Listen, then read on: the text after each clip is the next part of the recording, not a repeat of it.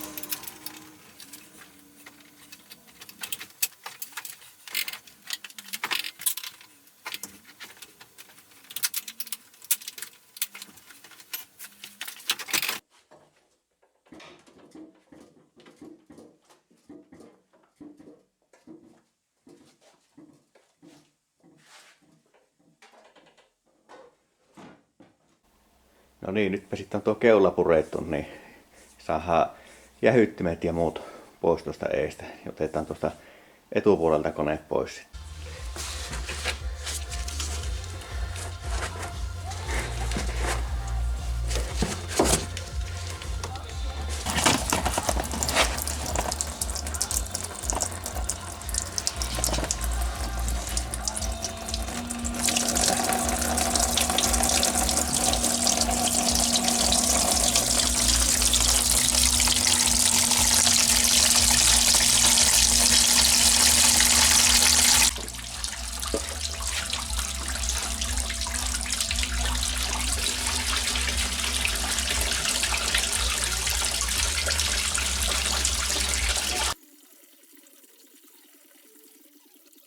Tuo puskurin kuraläpäät on kyllä semmoiset, että ne on jakanut mielipiteitä, kun ei tykkää yhtään niistä. Alkuperäinen tarkoitus, että kun tätä on korotettu, niin, ja sitten kun tässä on erillisjousitus, niin mua häiritti, miten kaikki nuo tukivarret näkyy tuolta. Ja sitten toinen juttu, että kun on korotettu, niin tuo etupuskuri on korkeammalla ja nuo runkopalakkien päät on aivan auki, niin mä ajattelin, että saisi jotakin vähän siihen eteen, ettei kaikki kuraa mene sinne runkopalakkien sisälle. Ja sitten niillä tulee vähän semmoista rekkaluukkia tuohon keulaan, ainakin mun mielestä. 90-luvun parhaat biisit. Ja tavalle uskollisena kyselen, että mites menee. Täällä menee oikein hyvin. Jatkan tästä aiheesta kohta, mutta laitoin tommosen kummakaa kysymyksen tuonne Tasarikaan.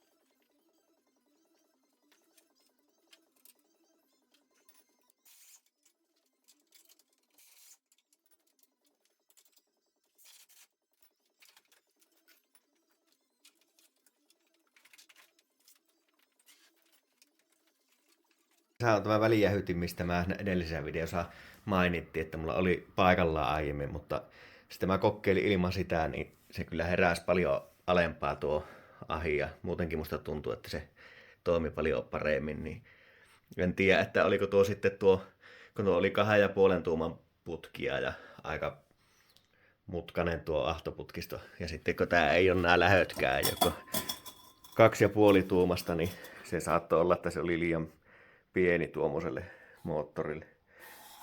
Ja varmaan tämä kennokaan ei ole kovin laadukasta. Tämä on joku ainakin 20 vuotta vanha Kiinasta eBaystä joskus tilattu tämä kuuleri, niin tämä ei varmaan ole muutenkaan mikään kauhean laadukas.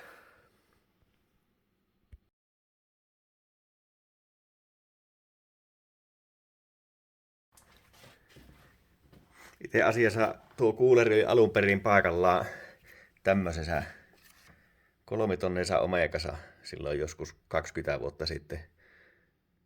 Mä voisin katsoa, että löytäisinköhän mä jostakin. Mulla saattaisi olla joku videokin tuosta autosta. Eli tämä oli tosiaan vuosimallia 1989 oleva Opel Omega 3-tonninen 3 litran 24-venttiilisellä suoralla kutosmoottorilla. Siinä oli vakiopakosarjaan rakennettu semmoinen jatke, jossa oli semmoinen Master Power-merkkinen turbo paikallaan. Ja sitten tämä kyseinen välijähyti keulalla. Ja sitten imusarjassa oli 2 semmoista lisäsuutinta, jotka tietyssä ahtopaineessa sitten aukesi. Ja niitä ei ohjattu millään moottoriohjauksella, vaan tosi alkeellisesti vaan semmoisella painekytkimillä. Ja moottoriohjauksena oli muutenkin se Opelin alkuperäinen Motronikki. Eli todella alkeellinen turpotus kyseessä.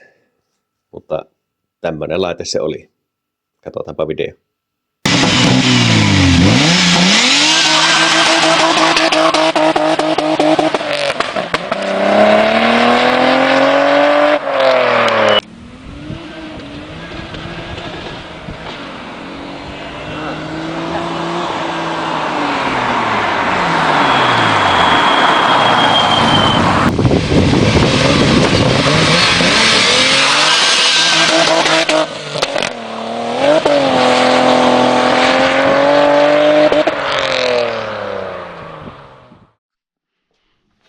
Nytpä sitä tuo keula alainen irti.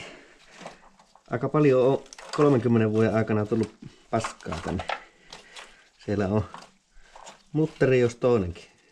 Näyttää olevan sytkerikin. Tässä kohtaa on pakko katkaista. Tulisi muuten niin pitkä video tästä, että mä päätin, että mä teen tuosta moottorin poisnostosta toisen videon. Ei tule niin älyttömän pitkä tästä.